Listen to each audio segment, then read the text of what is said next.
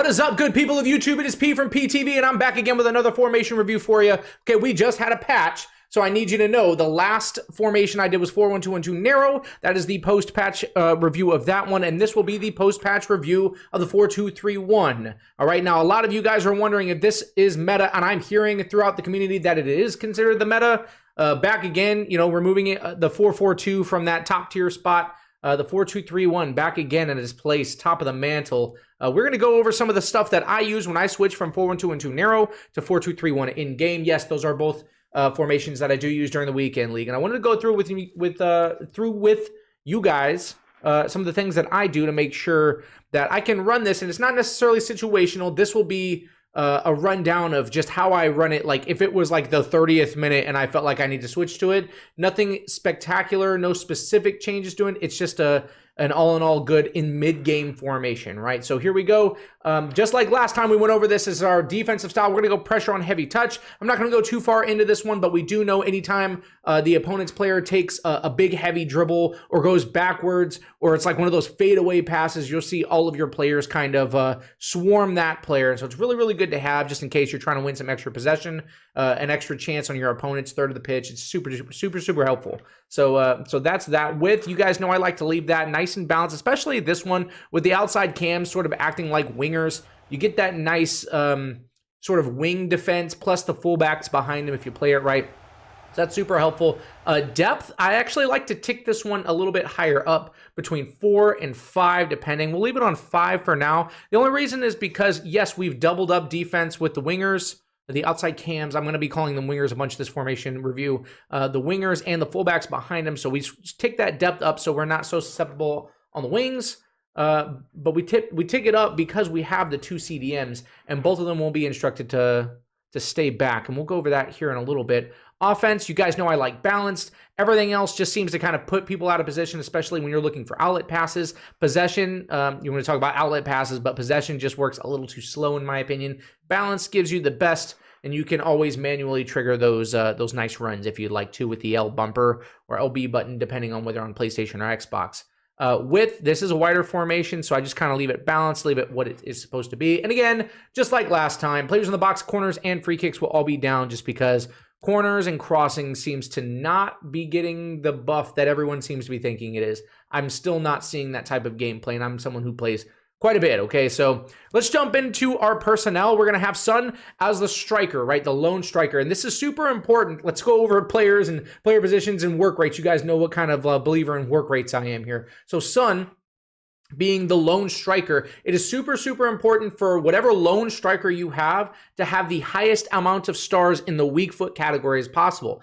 Also, of course, super helpful to have skill moves because they're all by their lonesome. They're going to need to create from time to time. So a cheeky heel to heel is really helpful. And, you know, some of the flip flaps and things like that will get you where you need to be. So, but the 5-star weak foot is 4-star and a 5-star weak foot is super important on the striker just because when they do receive the ball, they need to be able to bang it on, you know, both feet. Like you don't have a striker to your side who's going to be able to, you know, kind of like balance out the weak foot thing like we had in the last review with Salah and Son, or was it Salah and Kent? I don't remember. Salah being the obvious weak foot issue there. Bernardo Silva, as you guys know, I think is one of the best cams in the game. If you missed out on him, shame on you. You should have watched my player review, right? Adama Traore. I almost called him Adam. You guys would have killed me right there. Adama Traore, bro. This guy is like the perfect outside cam in this position, man. The 99 pace, the 90 something physical. The guy's an absolute monster. You boost his dribble, you boost his pass. Just let this guy go, man. He's going to be up and down the pitch. He is a high medium, okay? And that's not my favorite thing for these outside cam positions, as I like to set them on get back while attacking, or I'm sorry, not get back while attacking, excuse me, on comeback on defense. They need to be able to help Sissoko and Conte sort of on that outside winger midfield, that wing mid role right there on defense to make sure, you know, you're squeezing it up as much as you can. Now, Rashford, we've got inform 85 overall Rashford on this side, and this card right here does have high work rate, so he will be getting back, and also has a fair bit of stamina. I think it's in the 90 plus range, so that is very good for him. Also 5-star skiller, so we enjoy that. Sissoko and Conte, listen, these guys are beasts. We know what they are. Sissoko, this is the Footmas version. He's a high, But if you set him back to stay back on defense is not usually an issue, especially, and if you don't have Conte, just make sure if you have a high CDM that you pair him up with another CDM that is a medium high, right? I'm trying to tell you guys, if you find that you're running these tactics and you're not paying attention to work rates and it's not working the same for you, don't blame me. I'm telling you, work rates are a thing and they matter, man. They matter. If you want to hold your shape, if you want people in the places that they need to be, you need to be focusing on work rates, man. Conte's medium high on top of him just being a stud, right? Really complements Sissoko's high very well. And we also have SBC Tierney, man. SBC Tierney on the left side. He's a beast. I'm player review is coming out like literally right after this video. I'm working on the Tierney review. And you guys know how I feel about Semedo. You know that we keep these guys, generally speaking, on staying back while stay back while attacking, but we do sometimes trigger those runs in behind.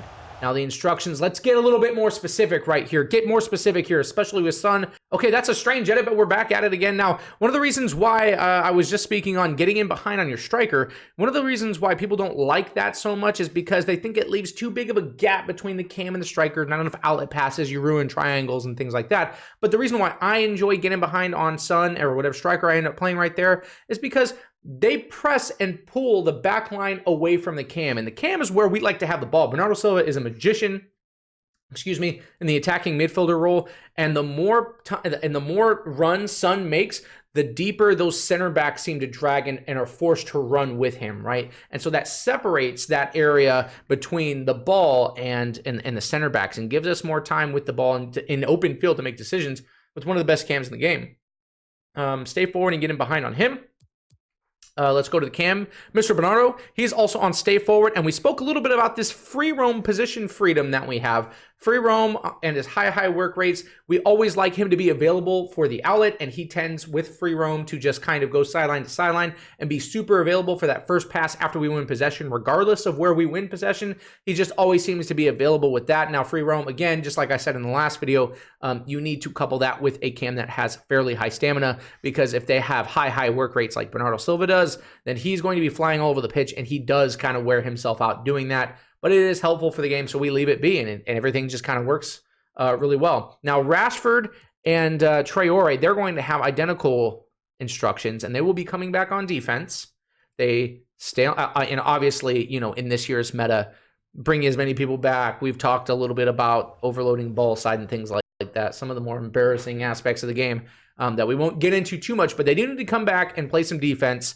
When they do get forward, I like them on stay on the edge of the box. And that is because if they're running into the box, because we rely on them to support the defense, it really pulls them out of position and not only drains their stamina for them to run back as much as possible, it also puts them in a position where they're going to be a little bit later on tracking back. And so that's not a position we want them in. We keep them on stay on the edge. It's supporting for offense, it's supporting for defense. It just makes a lot more sense like that, right? So that is identical for both of them. Conte and Sissoko also identical in the CDM positions. They're going to have stay back while attacking and cover center. Now, we've talked a little bit before about cutting the passing lanes versus man mark. Balance seems to be the best. You don't want anybody getting pulled out of position with cutting passing lanes and such. Aggressive interceptions, again, stamina issues. If you do have CDMs that have stam issues, aggressive interceptions is going to make them jump at everything, and they will, just because they jump doesn't mean they'll get it. They will miss sometimes, and aggressive interception seems to drain that stam. So you got to be careful with that. I leave normal and balanced defense for the defensive behavior and the interceptions. Now, Nelson Semedo, we leave him on balanced because of his medium-high work rates. He was just fine with balance.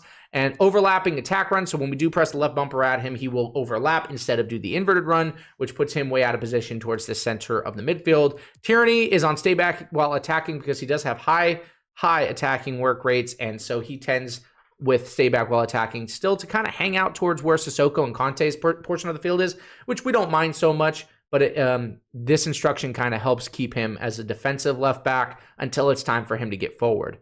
Watch the review. I promise you won't be disappointed. Overlap on him as well. Now, I hope you guys enjoyed the video. These are the tactics that I use for my team.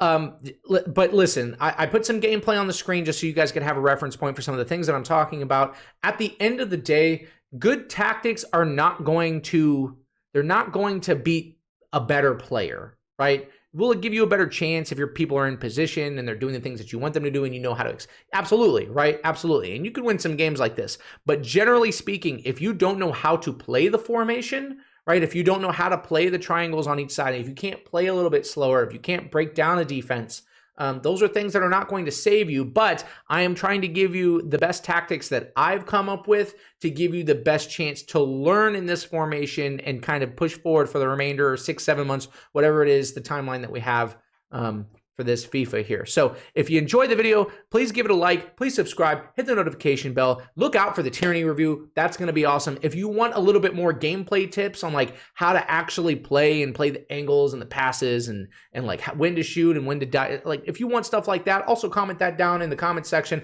I'm going to be more than happy to help you, man. It's been P from PTV. Thank you guys, and I'll see y'all in the next one, man. Peace.